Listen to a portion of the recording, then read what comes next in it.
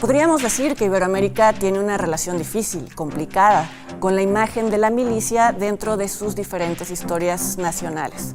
Desde la heroicidad de los ejércitos independentistas, pasando por la guerra civil en España, hasta llegar a los golpes de Estado en la segunda mitad del siglo XX en Latinoamérica. En esta emisión, Leonardo García Alzado y yo revisaremos cómo ha sido retratada la milicia en el cine iberoamericano. Repasaremos la trayectoria del actor y director mexicano José María Jaspic y haremos un in memoriam a los cineastas recientemente fallecidos. Y como siempre también les daremos nuestras recomendaciones de estrenos en salas y en línea. Acompáñanos.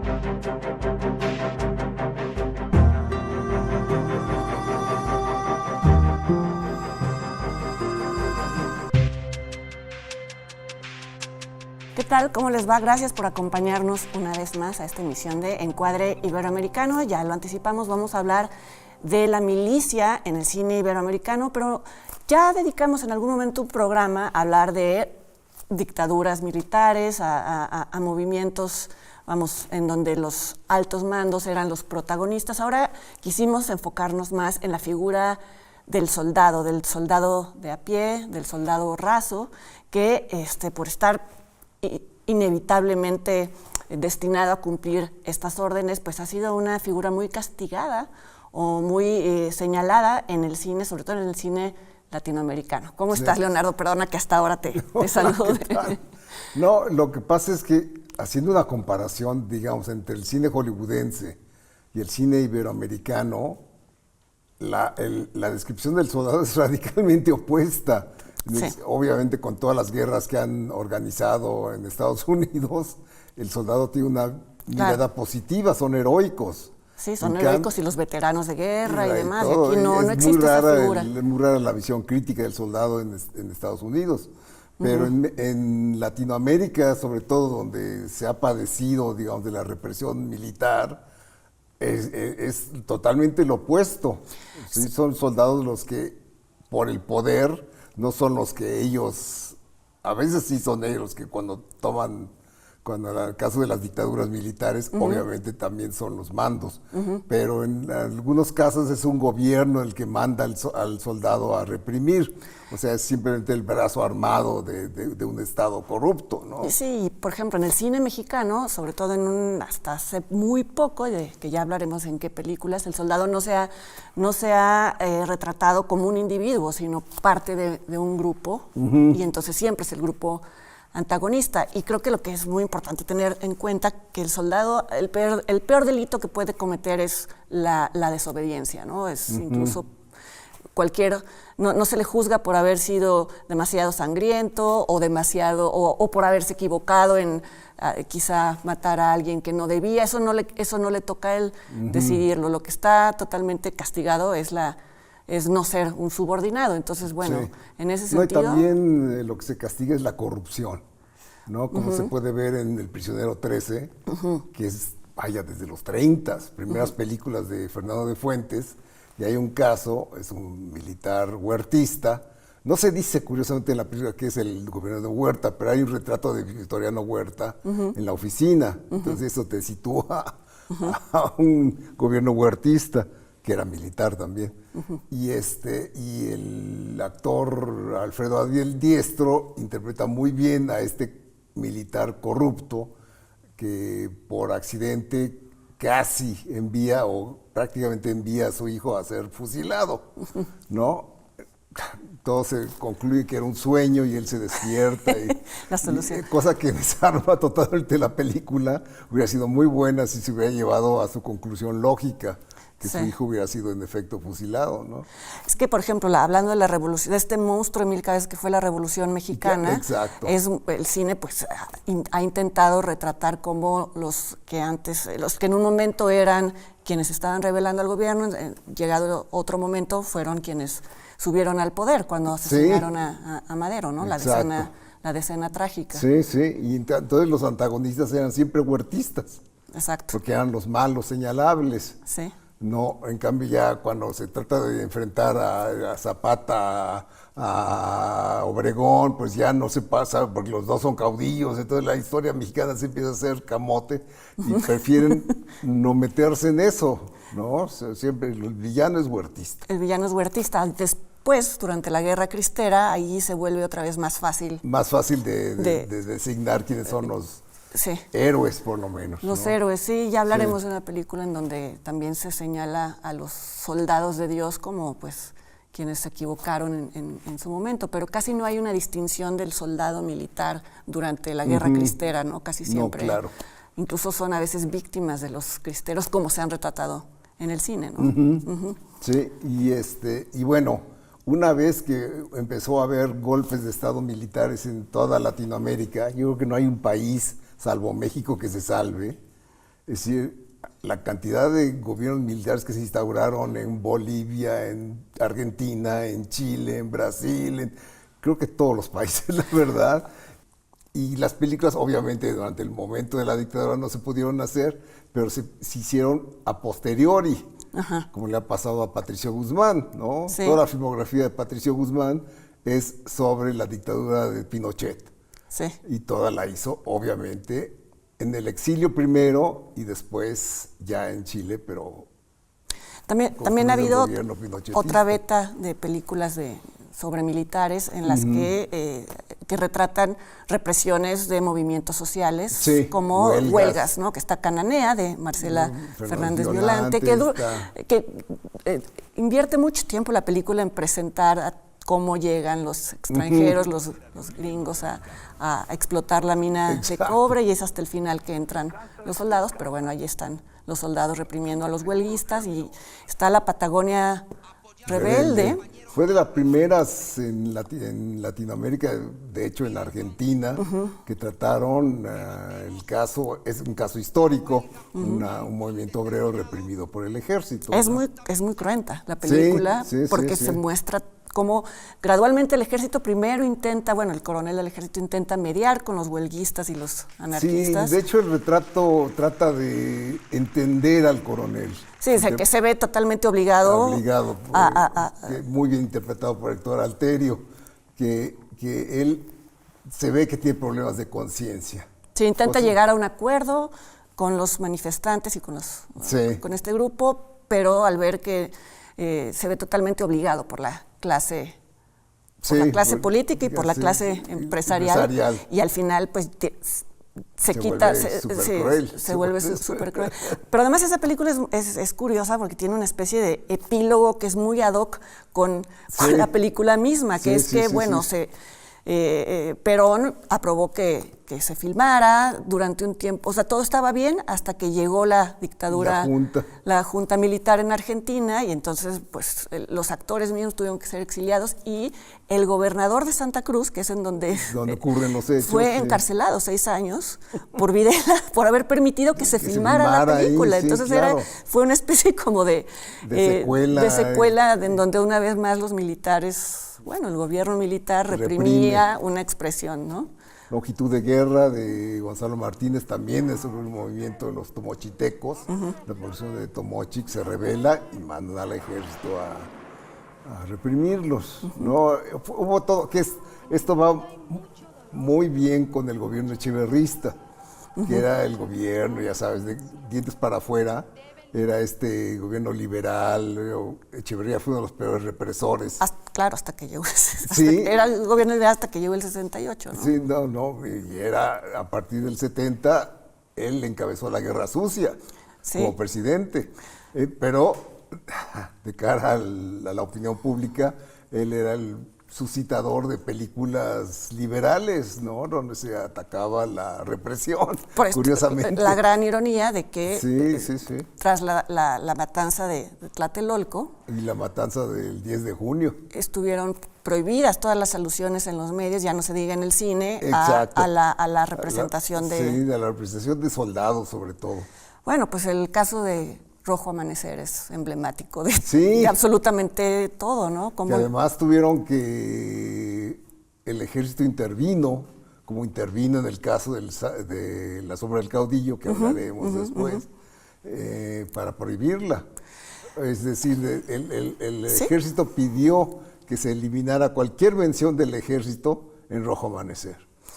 O sea, que se culpara a los del guante blanco, a los del, ¿cómo se llama? El Olimpia, el batallón Olimpia, esos eran los culpables, pero el ejército no hizo nada. esto una vez que se aprobó que se exhibiera durante el gobierno de la presidencia de Salinas, Sí. porque como Salinas, nuestro expresidente Carlos Salinas de Gortari cargaba con el tema de las elecciones tan controvertidas en donde se había caído el sistema, claro. él, como una especie de muestra de apertura democrática, accedió a la proyección de la cinta, pero se sabe que se reunió con el Estado Mayor Presidencial, que obligó, como dices, a que se cortaran ciertas escenas. Y creo que fue este año que María Rojo habló de que el final real de la película era se volviera a editar. Porque era un soldado que Sí. se veía la bota de un soldado sobre una tanqueta y se veían los cadáveres, cosa que no se ve, en la versión copia que se distribuyó. Sí, es que el tema, bueno, no sé, en México el asunto de que es el ejército mismo quien decide qué películas sobre el ejército es tremendo, porque bueno, al final los presidentes acaban cediendo por la fuerza y por el temor a no tenerlos como aliados. También ¿no? en el gobierno de Salinas se autorizó La Sombra del Caudillo. La Sombra del Caudillo, también como una especie de ofrenda, ¿no? Exacto. Y bueno, después... Bueno, hay muchos otros ejemplos de represión en Argentina, de represión en Chile. Hay muchos casos, La Noche de los Lápices.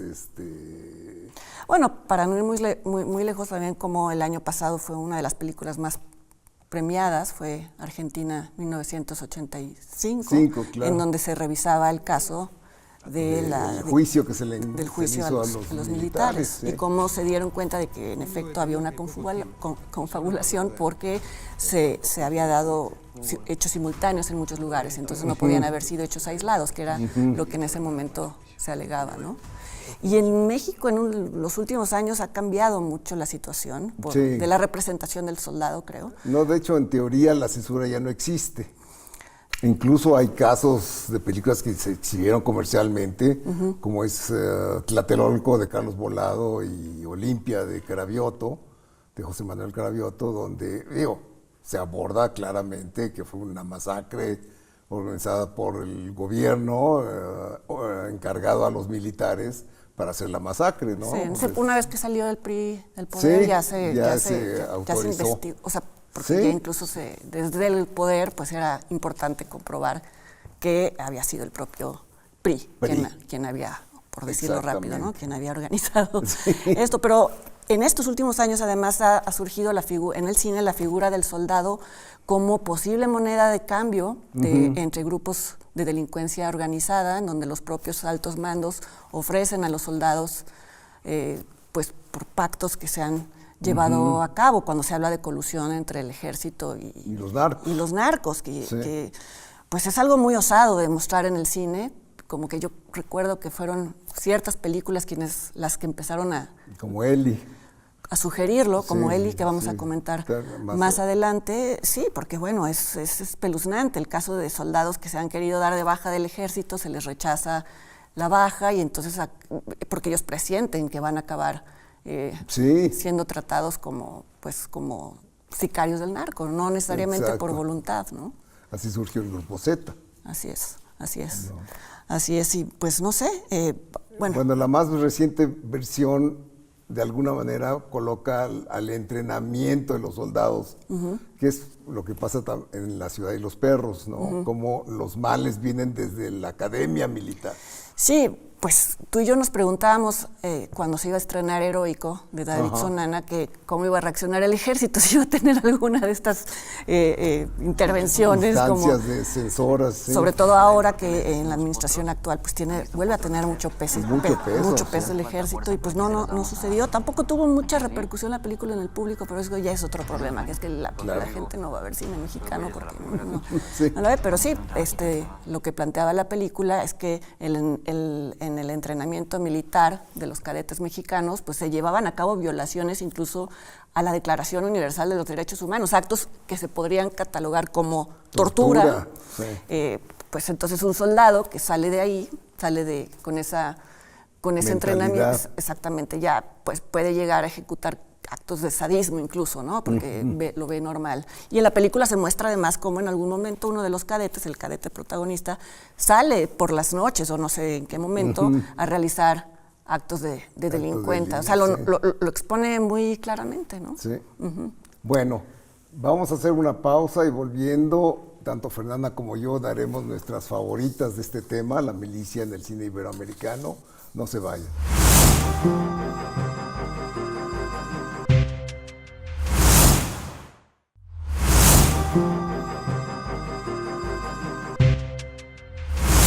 Bueno, ya estamos de regreso y listos para dar nuestras favoritas, 5 favoritas cada quien del tema. Es la parte que más nos gusta del programa, creo, ¿no? Empiezas tú, Leonardo. Sí, bueno, mi número 5 es La ciudad y los perros de Francisco Lombardi, director peruano al que ya le hemos dedicado un espacio. Es una película basada en la novela de Vargas Llosa, obviamente, y es una muy buena película. Y una buena adaptación, cosa que es muy raro, ahora que se están poniendo tanto de moda las adaptaciones de novelas al cine. Y sobre todo de ese periodo, ¿no? Del boom latinoamericano. Sí, y esta es una muy buena adaptación sobre también la corrupción en la academia militar, ¿no? Como el personaje del jaguar acaba siendo el más digno de todos, que es curioso porque es el personaje que se ha satanizado a lo largo de toda la película y al final resulta tener dignidad, ¿no? Cosa que los otros no tienen. Sí, en varias de las películas, tal vez algunas ya no las mencionamos, lo que acaba redimiendo al soldado es su dignidad, que ya no tiene nada que perder, pero que mantiene la dignidad. Sí. Y hizo un díptico Lombardi, después hizo La boca del lobo, que también es una muy buena película sobre soldados peruanos. En este caso, un pelotón o un escuadrón de militares que acaba masacrando a un pueblo indígena, incluyendo niños y mujeres, cosa muy, muy terrible, por simple capricho del comandante, ¿no? Es un muy buen retrato de hasta dónde ya no la mencionabas, pero pensé en La Llorona de Jairo Bustamante, en donde también se habla del juicio a Ríos Montt, en donde también los soldados... Un gobierno genocida. Un gobierno genocida, exactamente. Y que se somete a juicio. Así es. Y bueno, tu número 5. Mi número 5 es que por supuesto no es que la considere una película superior a muchas de las que... Pero ya ves que a mí me gustan las rarezas, ¿no? Entonces es La seducción de Arturo Ripstein, que no es una de sus mejores, a mí no me parece. A mí me gusta porque es casi un melodrama perverso en el contexto de la guerra cristera. Entonces es algo muy ripsteiniano, es un tema muy ripsteiniano, ¿no? En donde, se muestra cómo hay dos mujeres, madre e hija, personajes que son las actrices Katy Jurado y Viridiana La Triste, yo creo que pues... Poco antes de su muerte. Muy poco antes de su muerte, hija de Silvia Pinal. Están dos mujeres solas en una hacienda y se dedican a seducir a los soldados desertores, algunos desertores, otros no. Y les hacen creer que los van a acoger, que les van a dar posada. Y ella los va a seducir, la chica. O sea, pero es el retrato de esta madre, yo creo que es una de las peores madres del cine mexicano. Interpretada por Katy Jurado. Por Katy Jurado, en una muy y que es muy buena. Sí, era muy buena actriz.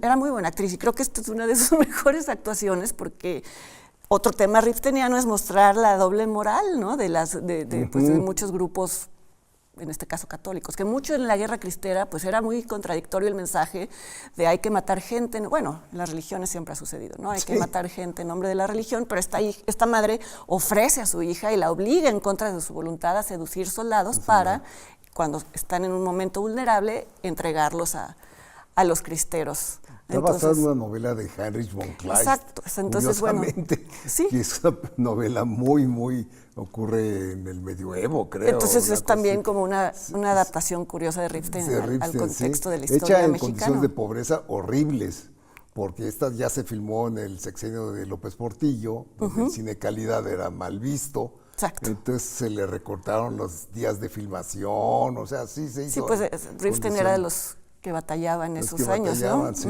sí, entonces, bueno, sí, no es tal vez de las mejores películas, pero... Es interesante. Pero tiene su chiste, ¿no? Sí. Mi número 4 es La sombra del caudillo, de Julio Bracho, que la volví a ver y me sorprendió lo bien hecha que está. No debe sorprender porque Julio Bracho era muy buen artesano, pero yo me acuerdo que la película venía precedida de un halo, la película maldita del cine mexicano, y eso le dio un contexto adicional que todo el mundo esperaba ver algo atrevidísimo cuando la liberaron, y decían, bueno, ¿y por qué la prohibieron? ¿No? Simplemente por mostrar que los militares podían ser tan corruptos ejerciendo la política como los civiles. Ese es el pecado de la sombra del caudillo. Que acaba siendo como una admisión de culpa, ¿no? Estas prohibiciones, porque pues en realidad no tendrían por qué... O sea, es decir, ¿no? De estos enlatamientos, porque la censura venía en forma de procesos burocráticos. 30 años de prohibición. Sí. El pobre Julio Bracho no llegó a ver su película autorizada. Pero lo que es curioso es la forma como lo hicieron, porque no le decían a Bracho, estaba su película prohibida. Le decían, vaya usted a la Secretaría de tal para la forma tal y tal. Y luego regrese aquí y lo volvieron loco. La burocracia, la censura en forma de burocracia. Sí. Entonces sí, fue un caso muy... Y la película es muy buena, la verdad tiene secuencias muy logradas. Y aparece el propio Martín Luis Guzmán como personaje, Guzmán, ¿no? Como al principio de la película diciéndonos que... Explicando un poco. Por cierto, la copia que primero se exhibió era malísima, porque la original... y el negativo se quemaron con el incendio de la Cineteca. Entonces no había copias buenas de La sombra del caudillo. Pero ahora la Cineteca ha restaurado una copia que se puede ver en YouTube. Excelente copia, ¿eh? Qué ironía, ¿no? Sí. Ahora todos la pueden ver. Ahora todos la pueden ver y en buenas condiciones. Sí, bueno, mi número 4 es una película de la que he hablado mucho, la hemos incluido en varias listas, que es La libertad del diablo, de Berardo González, que está invertido. Es una película que creo que es de las primeras en las que se presenta al militar como al militar de bajo mando como víctima de un sistema, ¿no? Porque bueno, si lo recuerdan o si la han visto, es una película que muestra tanto a víctimas como perpetradores de violencia, todos enmascarados por cuestiones de seguridad, para preservar el anonimato, pero en un recurso de Berardo González para que no prejuzguemos la calidad moral, o bueno, de los entrevistados, ¿no? Y uno de ellos, a mí creo que es uno de los testimonios que más me impactó, era de un soldado que se había escapado del ejército porque nunca se le aceptó su baja, cuando se dio cuenta de que sus superiores tenían tratos con el crimen organizado y que no tardaba mucho él en ser parte de uno de estos convoys que iban a acabar en manos de un cártel, con todo lo que eso implicaba. Y entonces, bueno, había pedido asilo en Estados Unidos, se le había negado, entonces vivía escondido, vivía en un limbo espantoso. O sea, ¿te imaginas vivir pues entre las peores espadas y las peores paredes, ¿no? Sí, entonces, pues creo que fue una de las películas, bueno, quizá por ser un testimonio real, me pareció como en donde era palpable que estaba ocurriendo esto en nuestro país, ¿no? Sí. Mi número 3 es La batalla de Chile, que ya habíamos mencionado a Patricio Guzmán, que es un documental épico en 3 partes sobre todo lo que ocurrió con el golpe de Pinochet. Es decir, es un documental absolutamente imprescindible si uno quiere entender lo que pasó en ese año en Chile sobre el golpe de Estado apoyado por intereses estadounidenses, desde luego, por Henry Kissinger en particular. En fin, todo lo que uno quiere saber sobre el golpe de Pinochet está en esta película en 3 partes, que tiene un pietaje increíble. Sí, Patricio Guzmán es un documentalista sí, sin falla, ¿no? Sí. Ahora, tiene una de las tomas más impresionantes, es la de un camarógrafo que se muere en el momento de filmar a un soldado. La cámara se ladea, o sea, él filma al soldado en el momento en que le apunta y le dispara. Y si la cámara se cae. O sea, es el momento exacto en que el soldado mató al fotógrafo, ¿no? Que es espeluznante. Muy impresionante, sí. Pues mi número 3, ajá. que es tu número 2, sí. es Eli de Amat Escalante, que fue una película que escandalizó a muchas personas, sobre todo en Cannes, en donde ganó el premio del jurado, porque muchos periodistas no creían que estas cosas sucedieran en México, ¿no? A mí me tocó esa función donde muchos se salieron en la secuencia de la tortura. En la secuencia de la tortura, sí. Les pareció terrible. Es terrible, pero tiene un sentido. Por supuesto, y recuerdo que Amat les decía en las entrevistas, pues vayan a México, porque pareciera que lo estaban inculpando de estar inventando un tipo de... Para mí la secuencia más impresionante en todos los sentidos, por el nivel de violencia que representa, pero también por bien hecha es la primera secuencia, en donde hay, es un plano, bueno, es una secuencia larga más bien, ¿no? Porque no es un plano desde...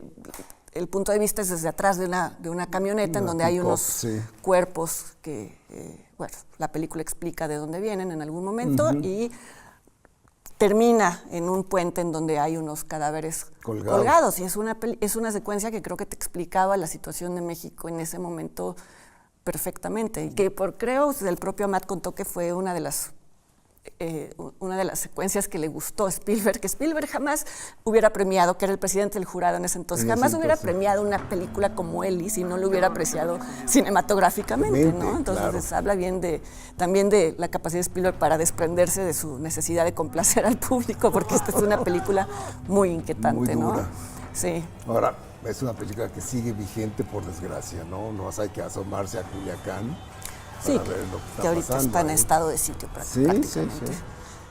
¿Y la número 1 tuya? No, no, te falta tu número 2. Perdón. Sí, que es Hasta los dientes. Es una favorita tuya, ya la has mencionado varias veces. Es que me impacta y la volví a ver para decir, no la estaré recordando más.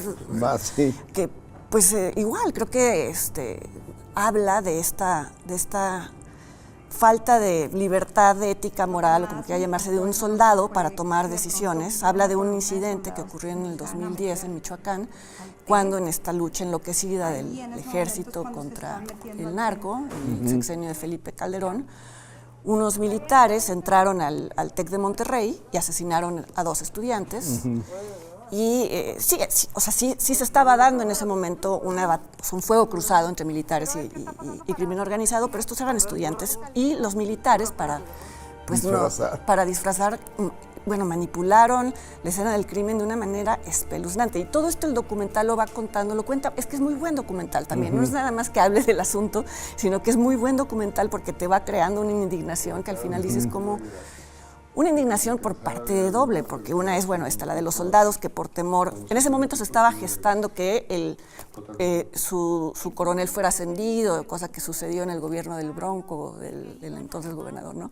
Entonces, pues había que cuidar la imagen del mando alto, pero les pusieron armas de forma en la que... plantaron la escena. Sí, pero eso quedó grabado en una cámara del TEC. Entonces el TEC de Monterrey, que es una institución muy prestigiada, también queda muy mal por haber ocultado todo esto. Y este documental, pues a la larga permitió que es de Alberto Arnaut. Alberto Arnaut, que 9 años después, finalmente se reconociera, el Estado mexicano pidió perdón a los padres de los porque en ese momento se manejó la teoría de que eran sicarios y de que iban armados hasta los dientes. De ahí el nombre del documental, ¿no? Sí. Entonces, bueno, también es, creo que importante hablar de cuando un documental, si está bien realizado, puede tener consecuencias. Bueno, no les devuelve la vida a los chicos, pero bueno, hay un reconocimiento de esta mala forma de operar, ¿no? Sí.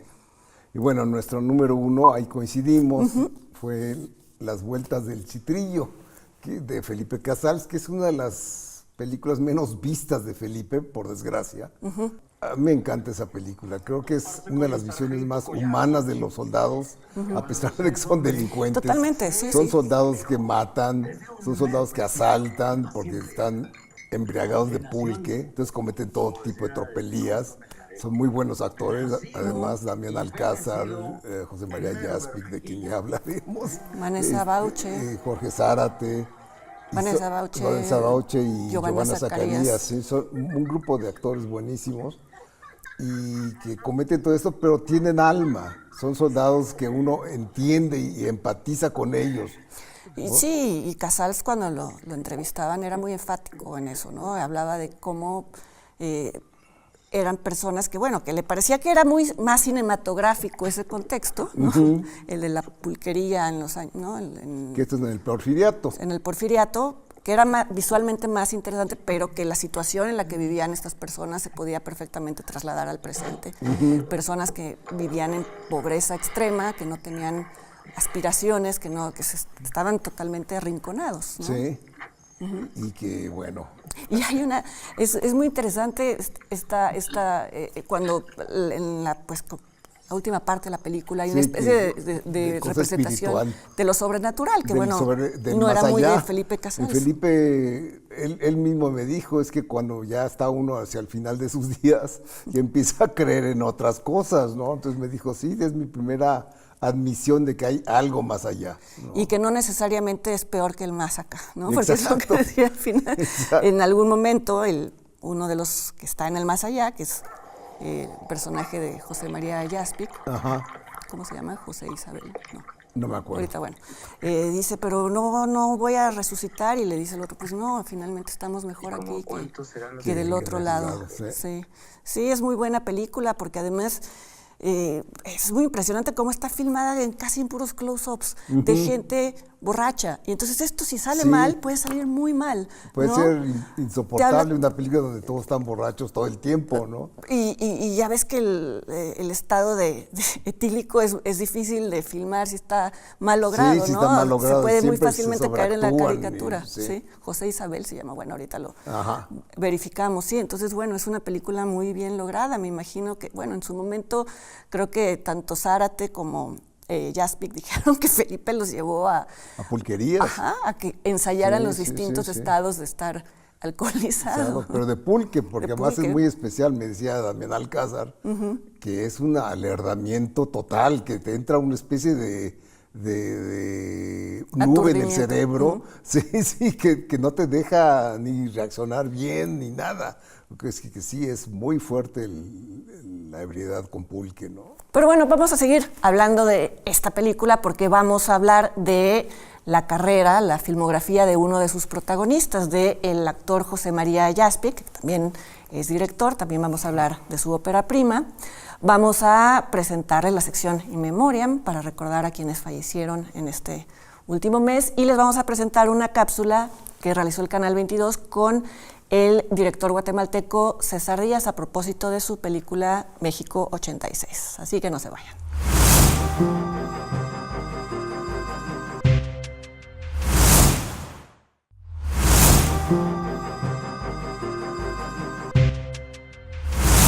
Bueno, ahora vamos a hablar del actor y director José María Jaspic, que tiene una filmografía corta pero significativa. Ha elegido bien sus papeles desde sus inicios, ¿no? Y además ha tenido una carrera internacional. Ha empezado a hacer películas que no solo son mexicanas, sino que han trascendido las fronteras, ¿no? Con directores importantes, Importantes, ¿no? Sí. Sí, yo estaba pensando en cuál era el denominador común positivo de las actuaciones de los personajes de José María Jaspic, y creo que siempre te los crees. Hace personajes verosímiles, lo cual no siempre sucede en el cine mexicano, incluso con los mejores actores. Siempre a veces están fuera de papel. Sobreactuados, a veces es culpa del director, pero creo que hay una decisión, una voluntad de Jaspic por volverlos verosímiles para el espectador de cine, que es muy importante, porque el tema del close-up, que hace que vamos, que un personaje que hubiera funcionado en teatro, él también es actor de teatro, llegado el momento de tener una cámara cerca, ya no lo crees. Entonces creo que, y él ha hablado en entrevistas, creo que él es algo que consigue, y él ha hablado en entrevistas de cómo para él es muy importante eso, lograr que quien lo esté viendo crea que está viendo a un personaje multidimensional, ¿no? Yo me acuerdo, después de haber visto La habitación azul, Nicotina, Crónica, donde desempeñó papeles secundarios, lo vi en Las vueltas del citrillo que acabamos de comentar y no lo reconocí. ¿De verdad? Me tomó un tiempo, porque ya ves que asalta a alguien y lo mata en las primeras secuencias, y hablaba tan particular, porque además Casals se fijó en que hablaran con el caló de principios del siglo XX. Y yo dije, ¿y este quién es? Yo ya ganó un Ariel por ese Jaspic. Después me di cuenta, ¿no?, que era José María Jaspic. Yo me imagino lo difícil que debe haber sido interpretar a ese personaje, porque es un personaje que, sobrio, es un simplón, ¿no? Es lo que se conoce como alguien que no es muy brillante, ¿no? Entonces tiene esta cualidad como de ser un bruto, por así llamarlo. Pero además, estando siempre alcoholizado, es un homicida. Es un homicida, pero vamos, está siempre un poco visco, un poco... Entonces también pienso en cómo este personaje hubiera fácilmente podido caer en la caricatura, y no lo cae. O sea, bueno, vamos, es un personaje multidimensional. Multidimensional, y cómo aguantar, y repito, lo que decíamos hace rato de la cámara de Casals muy cerca de los actores, cómo aguantar la cámara de Casals tan cerca. Él en alguna entrevista dijo que Felipe les pidió que siempre tuvieran los ojos muy abiertos porque iba a estar muy cerca. Entonces, bueno, pienso en la mirada, todo el tiempo pienso en los ojos de Jaspic en esta película, entre viscos, a medio cerrar, pero a la vez abiertos, porque y con estos diálogos enloquecidos, porque bueno, recrean una forma de hablar perdida, que también era uno de los intereses de Casals. Yo creo que es un personaje muy difícil de lograr y que él lo consiguió espectacularmente, ¿no? Después en el atentado hizo una cosa muy curiosa. Imitó la forma de hablar de Jorge Fons, el director. Entonces, cuando ves la película, dices, está hablando igualito que hablaba Jorge Fons, ¿no? Entonces, es un chiste privado. Sí, yo que nunca hablé con Jorge Fons, no lo reconocería. No, pero yo a mí me empecé a reír porque era una imitación muy buena de la locución y la forma de hablar de Fons. Y antes de eso, antes del atentado, bueno, en el mismo año hizo Abel, que fue la película dirigida por Diego Luna, que creo que es la mejor película de Diego Luna, ahora, en donde hace a un padre ausente, ¿no? Y también son pocas veces las que aparece, porque es un padre ausente, pero es por su culpa que hay un niño que se autoasume padre. Y también son muy verosímiles las peleas maritales con Karina Guidi, que interpreta la madre, ¿no?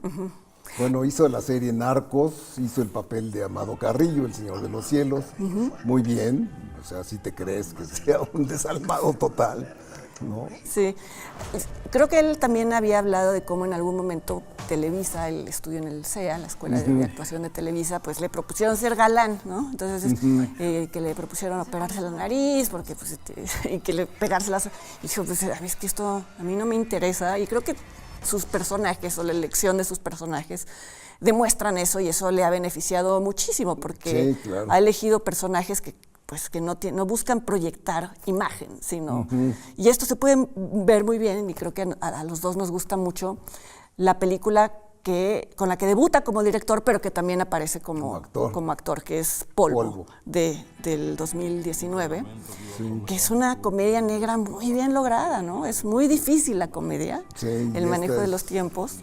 Y además esta es una comedia coral, porque interviene todo un pueblo que se altera porque cae un paquete de droga caído de un avión. Sí.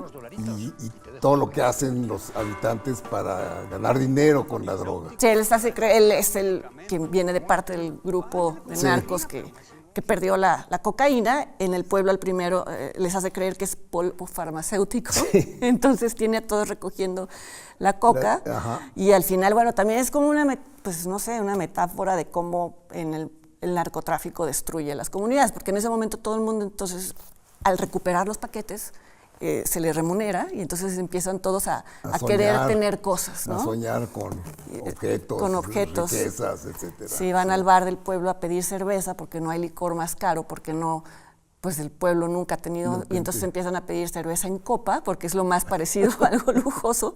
Pero bueno, todo esto que, una vez más, podría haber caído como en la comedia mal lograda. ¿Tú leíste el guión antes de...? Yo leí el guión y me acuerdo que hablé con él y le dije, es un guión muy, muy bueno, hay que hacerlo. Le dije, ve a Alcoriza, ¿no? Que es una buena influencia. No sé si lo hizo, pero bueno, la película le quedó muy bien. Y además, decir, no sé, el salto de ser actor a director no siempre se da muy bien, ¿no? Y mucho menos si tú mismo como actor vas a ser el protagonista de la película. Y ganó el Ariel, la mejor ópera prima, ¿no? Esta se puede ver en Netflix, esa sí sé en qué plataforma está y que sí es legal. Así que bueno, sí, creo que es uno de los actores. A mí me pasa que yo siempre veo películas en donde va a estar porque sé que hubo un proceso de selección suya para participar en un proyecto. Y hay una garantía de buen desempeño. De buen desempeño, sí. Así es.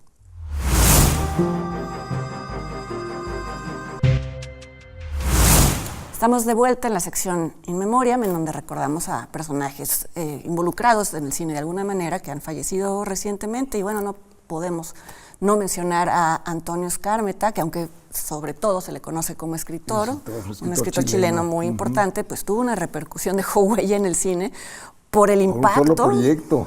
Sí, por el impacto que causó la puesta en pantalla de su novela corta Ardiente Paciencia, que se convirtió en El Cartero, que hubo tres versiones cinematográficas. Primero era una película chilena muy modesta, que se llamaba Ardiente Paciencia.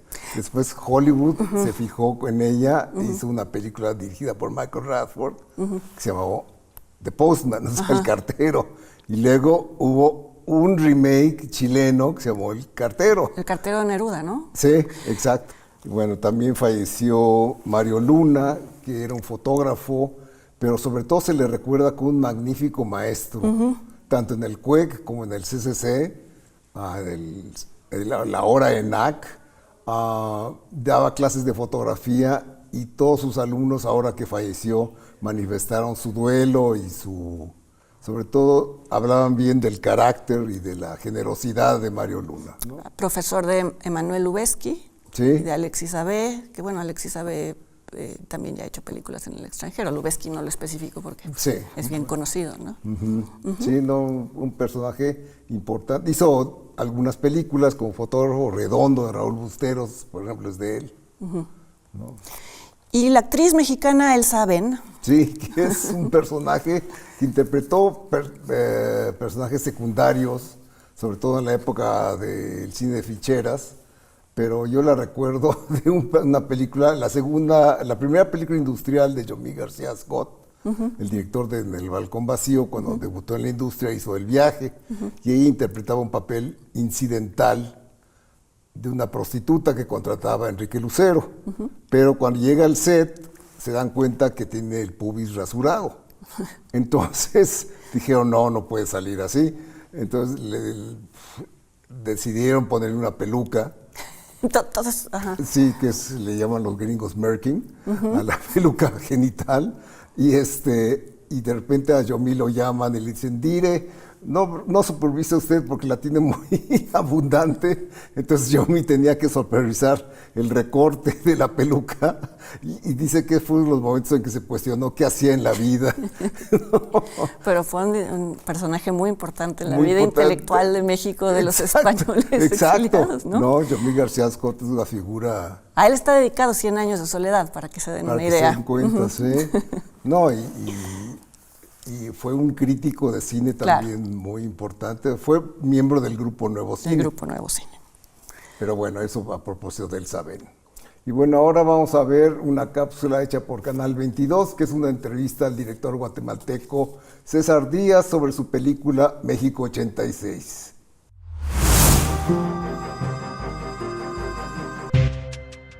¿Puede quedarse aquí conmigo hasta que regreses? México 86 es un crudo relato sobre la maternidad y las luchas sociales. El filme gira en torno a una mujer que huye de la dictadura militar de Guatemala y se exilia. Deberá decidir si persigue sus ideales o cumple con su rol de madre. No has entendido. Te tenés que ir sola. Para mí habían varias cosas importantes. Una es que la relación madre-hijo es un tema que a mí me me interesa tratar, me interesa explorar en el sentido de cómo se construye esta relación. La historia sigue de cerca a una mujer que lucha contra la dictadura militar en Guatemala. Después del asesinato de su esposo, decide dejar su país y viajar a México dejando a su hijo. 10 años después, se reencuentran casi como dos desconocidos. Estos dos personajes que se encuentran en la película son dos extraños, o sea, son madre e hijo, pero no se conocen. Y entonces van a aprender a conocerse durante la película en un contexto que es un contexto muy difícil, que es, bueno, la dictadura militar guatemalteca, ¿no? y el exilio en México. El filme reconstruye de manera fiel el México de los años 80, una gran urbe en desarrollo que se prepara para recibir un mundial de fútbol. También había algo importante para mí, que era recordar lo que era ese México, ¿no? Ese México de los 80, o sea, ese México que acogió a tantas personas, o sea, que nos salvó la vida a muchos, o sea, guatemaltecos, pero no solo a guatemaltecos, o sea, habían chilenos, habían argentinos, habían uruguayos, habían españoles, habían de todos lados, ¿no? Y creo que ese México es un México que ya no existe. El largometraje es protagonizado por la reconocida actriz Berenice Bejo y participa Julieta Egurrola y Leonardo Ortiz Gris.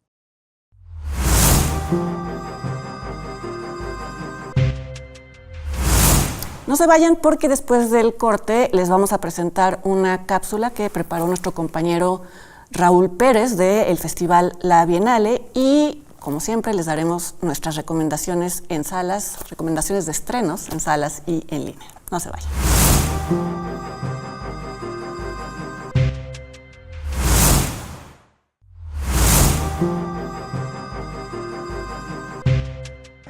En Viena se puede andar por las nubes en pleno día o invocar revelaciones de distintas maneras. Las visiones que ofrece la Bienale son pura cinematografía. Es decir, que parte de un evento muy particular, que es la llegada del toro, y la subida a los árboles tiene esta función de guardar la vida, pero al mismo tiempo es sí una oportunidad de entrar en el inconsciente, en las memorias y las imágenes que están en la historia íntima y la historia colectiva. La Revolución Portuguesa se debe mucho a un gesto colectivo de, sobre todo, parar la guerra en las antiguas colonias portuguesas. Hablar de la película en vez de hacerla, ¿no? La diferencia entre yo hasta ahora pensaba para hacer o hacía para pensar la película, y ahora que la película está terminada tengo que ponerme a hablar de la película para que quede ahí, flotando en el aire o impreso ahí. Haciendo la película algunas cosas cambiaron. Entre ellas, María Villar pasó a ser Brito Martis y Gaby Saidón Safo. Yo voy a ponerle voz a este personaje. Una estudiante de biología que se quedó afuera de la casa porque la novia le cambió la cerradura. Cambia ahora que da la sensación de cierre, es como si estuviéramos velando un muerto, hablando de los lindos recuerdos, de los malos, qué sé yo, los recuerdos que vos tenés, ¿no? Entonces hay una sensación un poco extraña que estoy experimentando hoy, ahora incluso, y que tengo que aprender cómo es que es esto, ¿no? De hablar de lo realizado.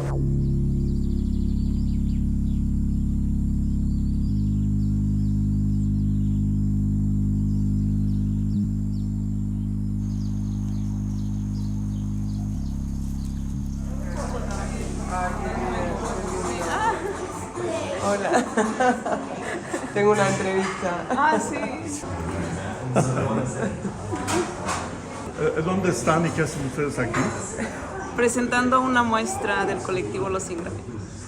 Presentando una película que se llama Monólogo Colectivo. ¿Y ustedes se conocen a través de festivales o...? Sí, de varios lugares, pero estuvimos en el Flaherty juntas. Y en el FICUNAM. En el FICUNAM, sí. Para mí el museo y el zoológico son iguales. tienen la misma historia colonialista, la misma historia de extracción, solo que en el zoológico son animales vivos y en el museo son artefactos y animales muertos. A mí me interesa el vínculo entre la gente que trabaja en el zoológico y los animales, o el vínculo entre los trabajadores o las trabajadoras con la historia del zoológico. Tenía acceso por la gente que trabajaba, Majo, la historiadora, me dio acceso total al archivo, Maca, la cuidadora, otra gente de educación y trabajadores del zoológico me daban acceso total, pero la institución del zoológico no me dio acceso para filmar por varios años.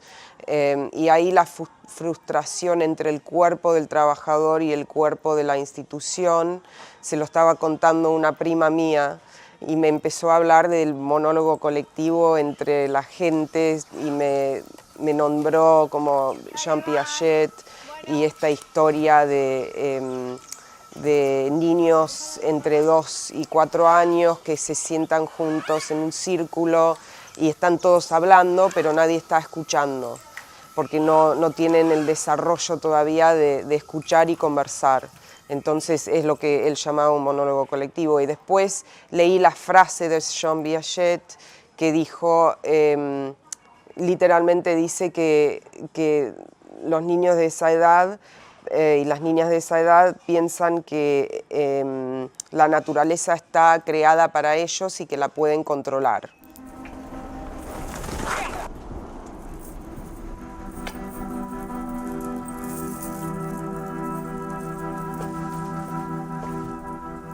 De alguna manera me identifico, es como si a él no le importara lo que le pase, ¿sabes? Pero tampoco es como un suicida o nada de esto, ¿no? Pero es simplemente el compromiso con esto. Y siempre que se hace, se va a dar lo máximo. Y se acabó. Se hace una película, hay 3 posibles, digamos, o como espectadores ideales, ¿no?, en la mente de uno. Y se puede hacer una película para el aficionado, es decir, con detalles, temas que solo si entiendes o sabes algo de tauromaquia puedes entender, ¿no? Se puede hacer un documental para cualquier persona, es decir, limitamos el aspecto más técnico o el aspecto más, digamos, o otro, que es pensar en el espectador, que es el cinéfilo, digamos, o el mejor espectador cinematográfico posible, aquel al que le interesa el cine y que le da igual que sea de tauromaquia o no, y que le da igual entender o no entender. Él no va a estar tan inquieto por cosas que no entiende, porque ya está acostumbrado a ver películas mías donde muchas cosas no se entienden. Estoy pensando y no sé por qué no me ha pasado nada.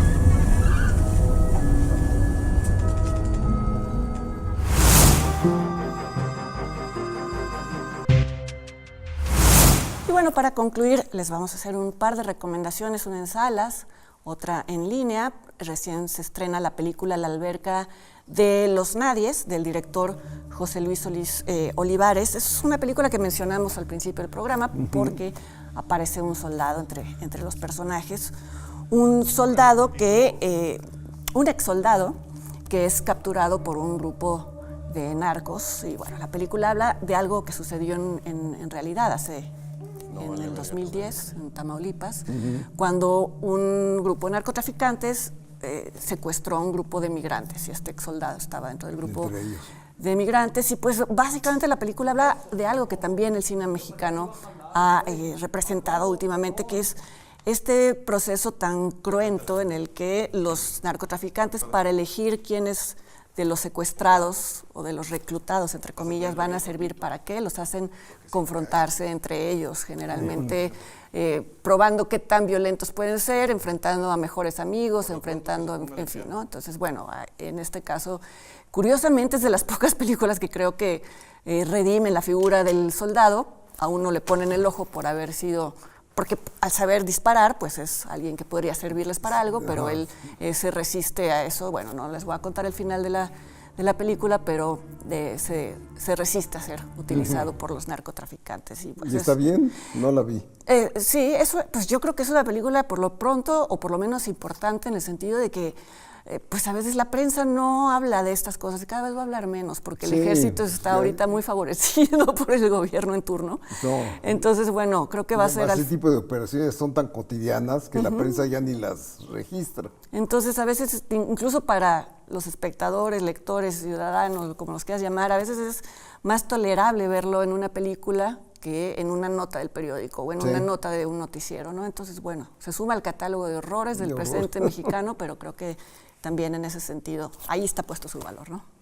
Y también está la serie que se estrenó en Prime Video, que se titula Cada minuto cuenta, de Jorge Michel Grau, que trata nada menos que del terremoto de 1985, del 19 de septiembre del 85, que es un hecho que conmovió a la Ciudad de México y que provocó muchas cosas, entre ellos el elogio de la reacción ciudadana, porque es sabido que el gobierno de Miguel de la Madrid prácticamente se paralizó, no hizo nada en el momento del terremoto, y los que tomaron la iniciativa de rescatar a la gente fueron los ciudadanos, y de eso trata básicamente la serie. Y lo que pensaba mientras la veía era que pues era un momento en el que uno no tenía idea de qué pasaba a 3 cuadras de su casa, no existían las redes sociales, no existía nada de esto, ¿no? Y se suspendió el servicio telefónico por las redes caídas. Entonces la recreación muy buena que se hace en la serie de tanto los derrumbes, o sea, vamos, en planos abiertos de los derrumbes y en planos cerrados de qué pudo haber sentido una persona atrapada en los escombros es escalofriante. Está muy bien recreado tanto la caída de edificios como el rescate de personas atrapadas. Es muy convincente. Hay cosas que no me gustan.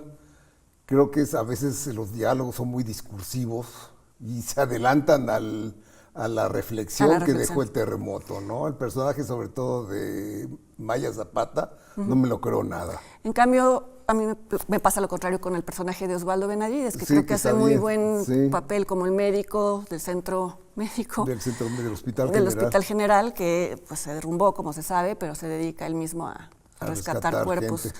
Sí, yo creo que para una generación va a ser muy impresionante ver esta serie. Y creo que justo está posicionada como una de las más vistas, ¿no? Porque nos marcó a todos los que vivimos ese periodo. El terremoto fue un parteaguas, ¿no? Sí, se cambiaron las leyes de construcción, porque además, bueno, todo estaba... ya la verán si la ven.